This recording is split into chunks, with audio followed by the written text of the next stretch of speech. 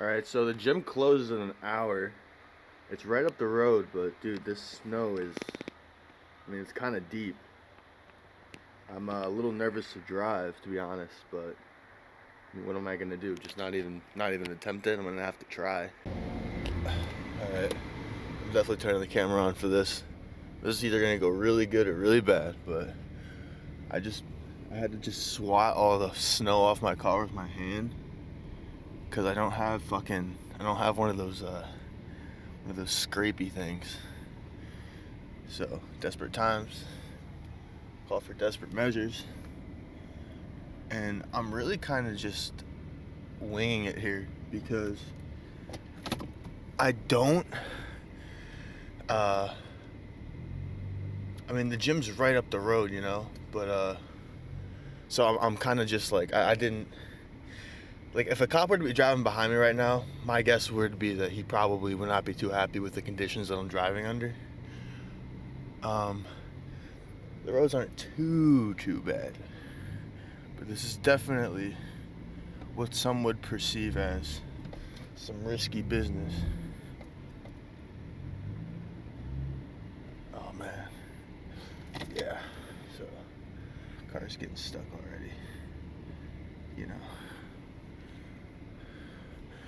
Dude, this is, alright, hang on, I'm gonna have to do a quick pause because I have a rear wheel drive car and things are not going smoothly. Oh man, I'm losing hope, dude, because I don't know if you guys can even see this, but there's basically this hill right here that I have to drive up. And once I drive up that hill, it's pretty much smooth sailing for the rest of the way, but I have a rear wheel drive car is the thing. That's why this is so difficult for me. It's not like it's just not the easiest thing to drive in snow. Now, the thing is, though, it's 6:11 right now. Going there is pretty much all downhill. What I'm worried about is if it keeps snowing, which I think it is still snowing. Yeah, it's still snowing now. Like, I don't want to come out of the gym. The drive back, although it's like a 45-second drive, it's also uphill. So, like, I'm just trying to be... I already drank my pre-workout and everything, though, dude. That's the thing, like... Fuck, I didn't know it was gonna be precipitating like this. Oh man, see, it's right down the road, but fuck. After you drank the pre-workout, I was gonna hit legs. I think maybe I give it one more go. I gotta try at least one more time, dude. If I can get, because like as soon as I should have parked in the parking lot higher up the hill. That way I would have just been able to, I'd already be on the hill. Because I have to get going up the hill as soon as I come out of my parking lot here. As soon as I come out of the parking lot and turn right, it's like the hill's already inclining. So I need to be more cognizant of when the next snowfall is coming. Yeah. Don't get a rear wheel drive car, man. Especially if you live anywhere where it snows. Alright, we're going to give this another go. And the key is to not accelerate so much that your tires just start fucking slipping and sliding around, because that's what you don't want.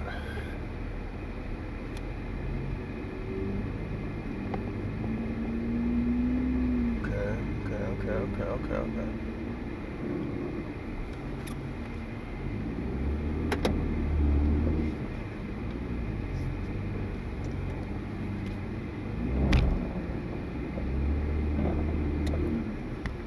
This guy's coming through with the fucking...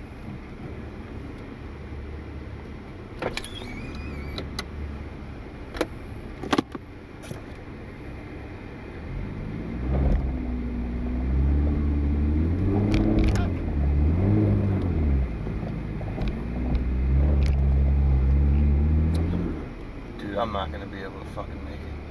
Fuck. The last thing I want to do is get stuck, too.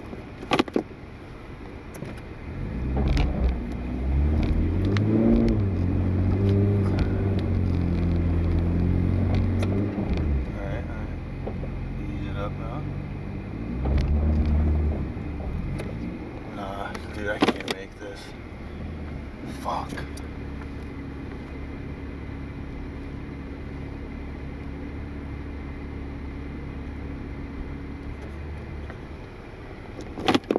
fucking damn it, man. See, I'm sliding everywhere now.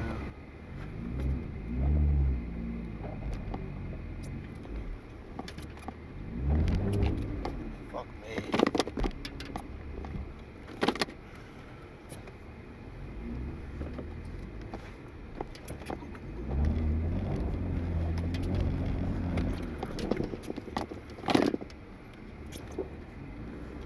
Alright, so final verdict is I almost got the car stuck pulling out of the damn parking lot. There's no way that I'm making it to the gym today, dude.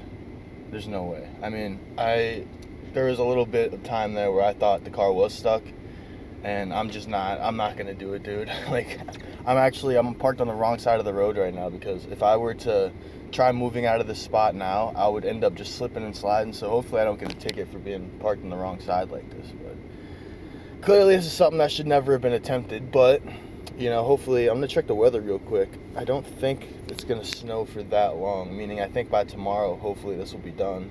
Yeah, it's gonna be 34 degrees. It's gonna go above freezing for a few hours tonight. Then it'll be under. Yeah, tomorrow this should melt away. So I just gotta make it till tomorrow. My car's on the wrong side of the road right now. I don't even know if you guys can see this, but it's illegal to park on this side. But I'm gonna have to just I'm gonna have to fucking send it for tonight. I'm good enough. Like, I'm far enough on this side where hopefully it won't be a problem. In fact, I'm gonna try to get over a little bit more. I guess I'm gonna have to hit legs tomorrow. Today's gonna have to be a rest day. I'm pissed because I took my pre-workout, but I guess we'll cut to the next day. Day 11, episode 11, leg day. Almost got caught in a blizzard on the way there. But the next day, we went ahead and made our way up there. I had to dig my car out of the snow, but we made it work. Kept it really standard for this leg day. I went in, I warmed up with leg extensions, leg curls, some hip abductors. Then I actually stood around for like 5 minutes waiting for one of the 4 power racks or one of the 2 Smith machines to open up, which they never did. I didn't want to lose my pump, so I just had to opt to go to a hack squat, because the gym was about to close in like 45 minutes, and I said to myself, like, okay, I could sit here for the next 10-15 minutes, maybe something opens up with one of the racks or something, but I would rather not risk losing my pump, so I just hopped on a hack squat. I did like 4 or 5 sets of that. I filmed a couple of the sets. I didn't film everything that I did today, but after the hack squats, I really just went back to the leg extensions. I did like 4 or 5 sets of the leg extensions. I did some drop sets in there. Just got an all-around killer burn. Same thing with leg curls. I did some calves at the end as well.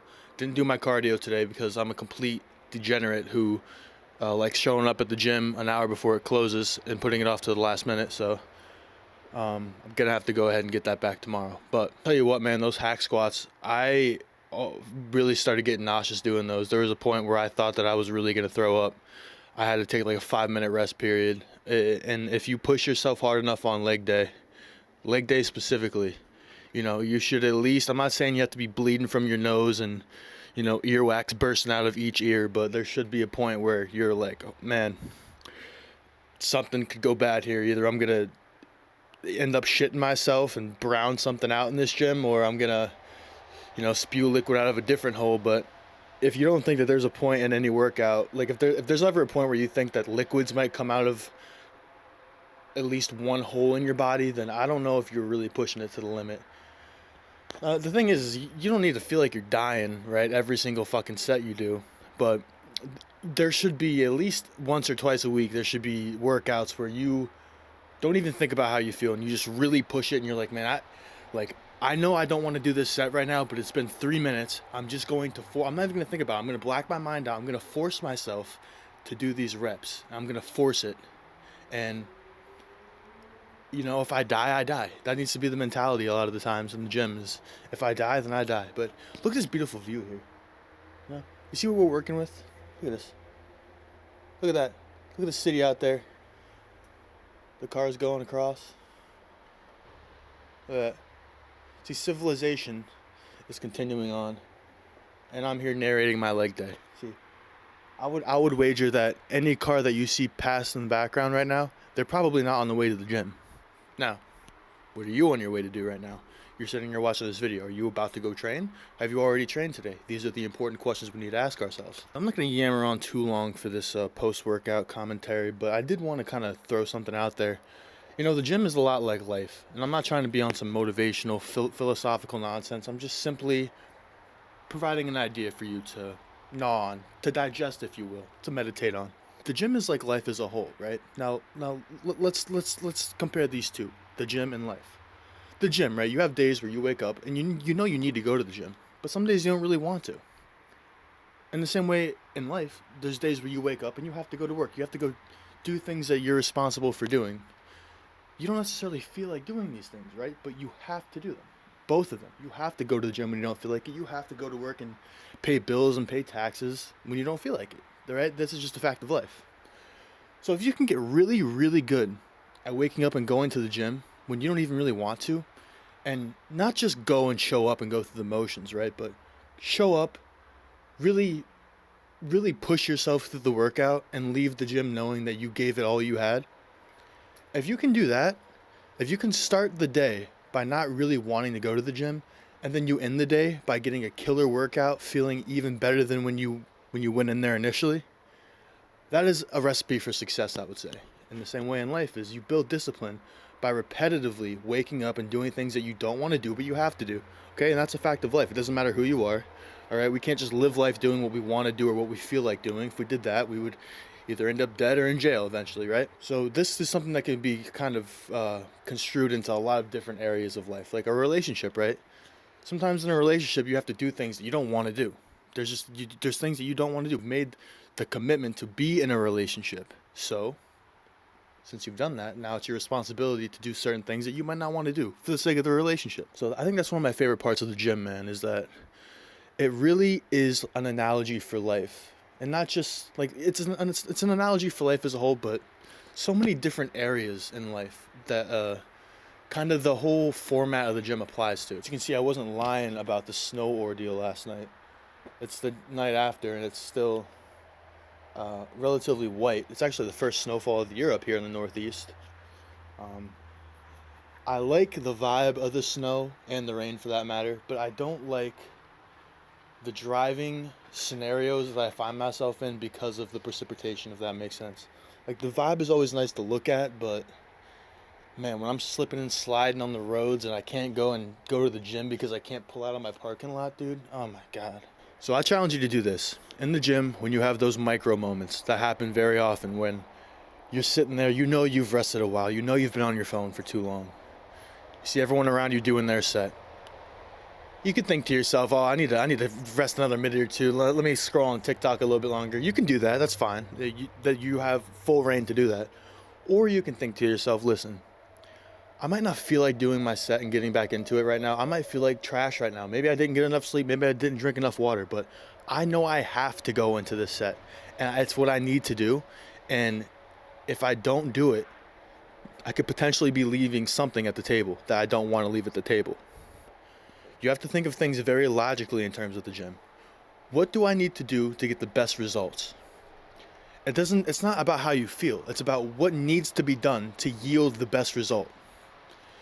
So you can go off of how you feel if you want, and you might get some results doing that. But is it going to be the most beneficial for you? Debatable, man. It's like playing a video game, man. You can go into a video game and try to make your own rules and play by your own rules, but you're going to end up losing whatever rules the game already has, right? So these things that I'm saying about the gym and how you need to not go with how you feel and you have to just do what's going to yield you the best results, these are the rules of life and the facts of life and the facts of the gym, right? There's certain things that you do that are just going to yield you better results than other things. And you might not feel like doing those things that'll get you the best results, but you still have to do them anyway if you want the best results.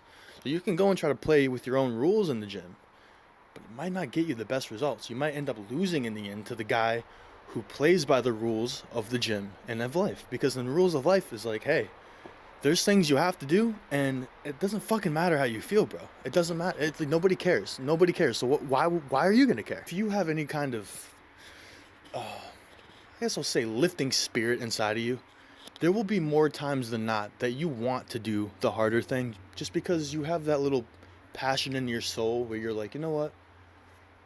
I want to be as best as I can. And so, yeah, I might not want to do this right now, but you know what? I know that it's not about how I feel, and I know that I just have to do what I have to do. So even though I don't really want to do it right now, I'm going to do it anyway, and I'm going to be positive about it because I know it's going to yield me the best result. I was thinking about this the other day. It's not like a football game, where you prepare the whole week practicing, and then you have a game.